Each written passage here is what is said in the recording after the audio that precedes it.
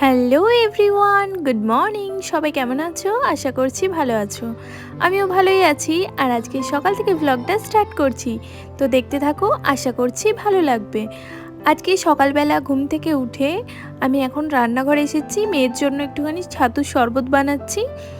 বেশ কয়েকদিন বৃষ্টি হওয়ার পরতে ওয়েদারটা বেশ ঠান্ডা ছিল, আবার এই দু একদিন হলো বেশ গরম পড়েছে, যার জন্য সকালবেলা খেতে কিছুই ইচ্ছে হচ্ছে না। তো আমার মেয়েরও সেই একই অবস্থা, যার কারণে ওর জন্য এখন সকালবেলা একটুখানি ছাতুর শরবত বানিয়ে দিচ্ছি। ভাবলাম কিছু না খাওয়ার থেকে অন্তত একটুখানি পেটটা ভরা থাকবে এবং এটা স্বাস্থ্যকরও আছে, তো সেই কারণেই একটুখানি ছাতুর শরবতই বানালাম।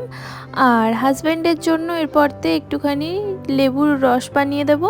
তো মুসাম্বি লেবু বেশ অনেকগুলো রয়ে গেছে, ওগুলোকে আজই যদি না খেয়ে ফেলা হয় তো আমি বাবার বাড়ি যাব, বাড়িতে থাকবো না, তো ফিরে এসে দেখবো হয়তো ওগুলো নষ্ট হয়ে গেছে। তো যার কারণে আজকে যা আছে সেগুলোই রান্না করে ফেলবো, বা বাড়িতে যা কিছু আছে সেগুলো খেয়ে শেষ করে ফেলতে হবে। নয়তো আমার হাজব্যান্ড তো ফ্রিজ খুলেও দেখবে না যে কি রয়েছে কি না রয়েছে, তো জিনিসগুলো বেকার নষ্ট হবে। আর এখানে এমন কেউ নেই যে যাকে আমি এগুলো দিয়ে যেতে পারি। আর সব থেকে বড় ব্যাপার হলো আমরা বাড়ির সবাই একসাথে যাচ্ছি এখন, মা, দিদিভাই, আমি সবাই একসাথে যাওয়ার কারণে যে অন্য কেউ খাবে সেরকমও বাড়ির কেউ নেই। তো সেই কারণেই আজকে ঝটপট করে যা আছে সেই সমস্ত কিছু বের করে নিয়েছি ফ্রিজ থেকে। আর সকাল সকাল জানো তো আমি ফ্রিজটা পরিষ্কারও করে ফেলেছি। তবে ফ্রিজ পরিষ্কার করলেও আমি ফ্রিজটা অফ করে রেখে যাব না। অল্প একটুখানি আদা বাটা আর অল্প একটুখানি চাটনি বেঁচে গেছে, যেটা আমি ফ্রিজের মধ্যেই রেখে দিয়ে যাব। কেন কি ফ্রিজ শুনেছি অফ করে রাখলে তাতে ব্যাকটেরিয়া জন্মায়, তো পরে আমাকে আবারও পরিষ্কার করতে হবে। তো সেই ভয়েই আমি বলতে পারো ফ্রিজটা অন রেখেই যাব। আর তাছাড়া আমার ডিপ ফ্রিজে বেশ কিছুটা আইসক্রিমও রয়েছে, যেটা বাড়ির সবাই মিলে খেলেও শেষ হবে না, তো যার কারণে ওটা এখন যেমন আছে সেরকমই রেখে দিয়েছি। প্লাস কিছু ডিমও রয়ে গেছে, তো সেগুলো ভালো থাকবে, তো সেই কারণেই আরও ফ্রিজটা আমি চালিয়ে রেখে যাব। আজকে না আমি খুবই এক্সাইটেড আছি, 6 মাস পরে বাবার বাড়ি যাব, তো যার কারণে কিছুই ভালো লাগছে না, তাই খুব বেশি ভ্লগ তোমাদের সাথে শেয়ার করতে পারছি না। জানি আজকের ভ্লগটা খুবই ছোট, তো তাও তোমাদের জন্যই শেয়ার করছি। তো যাই হোক, আগের দিনকে তো অ্যানিভার্সারি ছিল, তো সমস্ত দিনটাই আমরা বাইরে খাওয়া দাওয়া করেছি বলতে পারো। তো এখন আমি আজকে কিছুটা চিংড়ি মাছ হাজব্যান্ড এনেছিল স্পেশালি আমার জন্যই। তো শুধু তো আমি একা খাবো না, ওরাও খাবে, তো সেই কারণেই এখন একটা চিংড়ি মাছের প্রিপারেশন বানাচ্ছি আমার মতো করে। তো এটা তোমরাও বানিয়ে দেখো, বেশ ভালো লাগবে। তো নুন হলুদ দিয়ে চিংড়ি মাছটাকে আগে ভেজে রেখেছি, তারপরতে ওই তেলের মধ্যেই আমি কিছুটা চিনি অ্যাড করেছি, আর তারপরতে আদা রসুন পেঁয়াজের একটা পেস্ট অ্যাড করেছি, আর তার সাথে হলুদ গুঁড়ো লঙ্কা গুঁড়োও অ্যাড করেছি। আর এখানে জল দিয়ে কষাচ্ছি না, তোমরা তো দেখলেই আমি যে মশলাটা বেটেছিলাম তার অর্ধেকটা অ্যাড করেছি, আর অর্ধেকটা মশলা থেকে আমি চিপে রস বের করে নিয়েছিলাম, সেই রসটা অ্যাড করে দিয়েছি। তো সেটাই মশলার সাথে ভালো মতো করে কষিয়ে নিচ্ছি। আর এখানে আমি নুনও অ্যাড করেছি, আর আমি দুটো তেজপাতাও পরে অ্যাড করেছি, ওটা তেলের মধ্যে দিতে হতো, তো আমি ভুলে গিয়েছিলাম। তো এখন মশলাটা বেশ ভালো মতো করে কষিয়ে নিয়েছি, দেখতেই পাচ্ছ। তারপরতে আমি বেশ কিছুটা নারকেলের দুধ অ্যাড করে দিয়েছি। এটা খেতে চিংড়ি মাছের মালাইকারি টাইপেরই লাগে, তবে একটু টেস্টটা অন্য রকমের হয়। আর আমার এখন নারকেলের দুধটাও অনেকটা শুকিয়ে এসেছে, এই পর্যায়ে আমি একটুখানি ঘি আর গরম মশলা অ্যাড করে দিলাম। এরপর তো এটা আবারও ভালো করে মিক্স করে নেব। আর এখনই রান্নাটা শেষ হয়ে যায়নি, এরপরে মেন একটা টুইস্ট বাকি আছে। তো দেখতেই পাচ্ছ সব কিছু একসাথে মেশানো হয়ে গেছে। এরপরতে আমি ভেজে রাখা চিংড়ি মাছগুলোও অ্যাড করে দিলাম, আবার একবার ভালো মতো করে মিশিয়ে নেব। আর সবার শেষে দেব লেবুর রস, তো যার কারণে একটা ট্যাঙ্গি ফ্লেভার আসবে, যেটা আমার কাছে খুব ভালো লাগে আর আমার বাড়ির লোকেরাও খুব ভালোবাসে। তো এই রান্নাটা আমি আমার শাশুড়ি মার থেকে শিখেছি, আমার তো দারুণ লাগে, চাইলে তোমরাও একবার ট্রাই করতে পারো। আর এখন আমি একটুখানি মাটন রান্না করব হাজব্যান্ড এবং মেয়ের জন্য, আমি যেহেতু মাটন খাই না। তো আমি এখন এখানে সর্ষের তেলের সাথে একটুখানি ঘি অ্যাড করে বেশ ভালো মতো করে গরম করে নিয়েছি।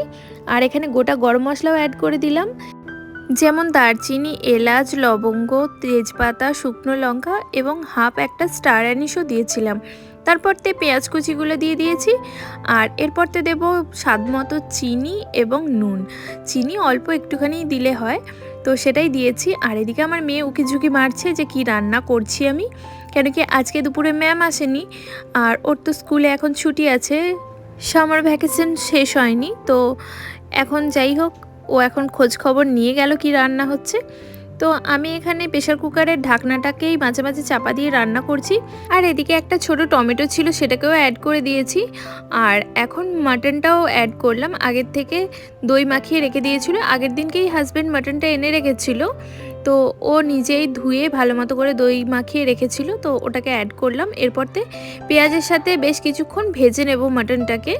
আর আমি জানো তো মাটন খাই না, তো ঠিক আছে, মাটনের গন্ধও ভালোবাসি না, একদমই ভালো লাগে না, যার কারণে তেলের মধ্যে ঘি এবং গোটা গরম মশলা ফোড়নে দিয়েছিলাম, তো যার কারণে স্মেলটা আমার খুব একটা লাগে না। তো এই বুদ্ধিটাই অ্যাপ্লাই করি। আর এখন আমি মাটনটাকে কিছুক্ষণ ভেজে নেওয়ার পরতে মশলা অ্যাড করেছি, যেমন আদা, রসুন আর জিরের বাটা, আর গুঁড়ো মশলার মধ্যে হলুদ, লঙ্কা গুঁড়ো আর একটুখানি মিট মশলার গুঁড়ো দিয়েছি। তো এরপরতে ভালো মতো করে সব কিছু একসাথে মিশিয়ে নিয়ে আবারও ঢাকা দিয়ে বেশ খানিকক্ষণ কষাবো। তো ভালো মতো করে এই যে দেখতেই পাচ্ছ কষানো হয়ে গেছে, অনেকক্ষণ কষিয়েছি, প্রায় 20 মিনিট মতো কষানোর পরতে বেশ মশলা থেকে তেল ছেড়ে এসেছে। আর পাতলা মতো ঝোলই বানাবো, খুব বেশি পাতলাও করব না, তাই জন্য এখন আমি হালকা উষ্ণ গরম জল আমি এর মাংসের মধ্যে অ্যাড করে দিলাম। এরপরতে বেশ একটু ভালো মতো করে মিশিয়ে নেব, আর তারপরতেই ঢাকা বন্ধ করে হুইসেলের জন্য অপেক্ষা করব, যেমন মাটন সেরকম হুইসেল। তো আমার হুইসেল দুটো দিতে লেগেছিল, ব্যাস। আর জানো তো আমি না খুব ভয়ে ভয়েই মাটন রান্না করি, যেহেতু আমি খাই না সেহেতু আমি টেস্ট করে দেখতেও পারি না। তবে আমার হাজব্যান্ড খুব প্রশংসা করে এরকম আমার হাতের মাটনের। তো আমি খুবই আন্দাজে নিজের মতো করে ভাবনা চিন্তা করেই রান্নাটা করি, আর খুব সুন্দর হয়, ও খেয়ে খুবই তারিফ করে, এমনকি আমার শাশুড়ি মাও খুব ভালোবাসে আমার হাতের মাটন, তো মাকেও দেব। আর এই তো আমার মাটন রান্না প্রায় কমপ্লিট। আর এদিকে আগের থেকে ভেজে রাখা আলুর টুকরোগুলো দিয়ে দিলাম ঝোলের মধ্যে। তো এরপর তো একবার ফুটিয়ে নেব, তাহলেই হয়ে যাবে। আর তোমাদেরকে তো বললামই যে ফ্রিজ খালি করেছি, সেই কারণে একটা আম আর একটা গ্রিন অ্যাপেল থেকে গিয়েছিল, যেগুলোকে কেটে নিয়েছি। বিকালবেলা এখন মেয়েকে দেব এবং আমরাও খেয়ে নেব। আজকে দুপুরবেলা খাওয়া দাওয়ার পরতে একটু রেস্ট করা হয়নি, কিছু না কিছু কাজ করেই যাচ্ছি, কেন কি কয়েকদিন বাড়িতে থাকবো না, তো যাতে করে হাজব্যান্ড কোনো প্রবলেমে না পড়ে, ও যেন সব কিছু হাতের কাছে পেয়ে যায়, আর আমার বাড়িটাও যেন এসে আমি পরিপাটি দেখতে পারি। তো সেই সবই কাজকর্ম করছিলাম। আর এখন এই তো দেখতেই পাচ্ছ মেয়েদেরকে নিয়ে আমি এবং যা দুজনেই চলে এসেছি ড্রয়িং ক্লাসে, কেন কি আজকে ওদের ড্রয়িং ক্লাস ছিল, তো বিকালে দিতে এসেছিলাম। আর তারপরতে আমি এবং যা দুজনে মিলে একটুখানি গিয়েছিলাম গঙ্গার পাড়ে, বেশ কিছুক্ষণ দুজনে মিলে সময় কাটালাম, আর সূর্যাস্ত দেখলাম, বেশ ভালো লাগছিল। আর এই তো আমরা দুজন দেখতেই পাচ্ছ কীরকম গরমে বিধ্বস্ত অবস্থা, তবে এখন হঠাৎ করে হালকা হালকা ফুরফুরে হাওয়া দিচ্ছে, আর আকাশটাও মেঘমেঘ করে আসছে, তো জানি না বৃষ্টি হবে কি না। তবে এই পড়ন্ত বিকেলের রোদ্দুর যখন গঙ্গার জলে পড়ছে, সেটা দেখতে যেন আলাদাই সুন্দর লাগছে, তো তাই তোমাদের সাথেও শেয়ার করলাম। আশা করছি ব্লগটা ভালো লেগেছে, যদি ভালো লাগে অবশ্যই লাইক, কমেন্ট, শেয়ার এবং চ্যানেলটা সাবস্ক্রাইব করতে ভুলো না। দেখা হবে নেক্সট ব্লগে, ততক্ষণের জন্য সবাই ভালো থাকবে, টাটা।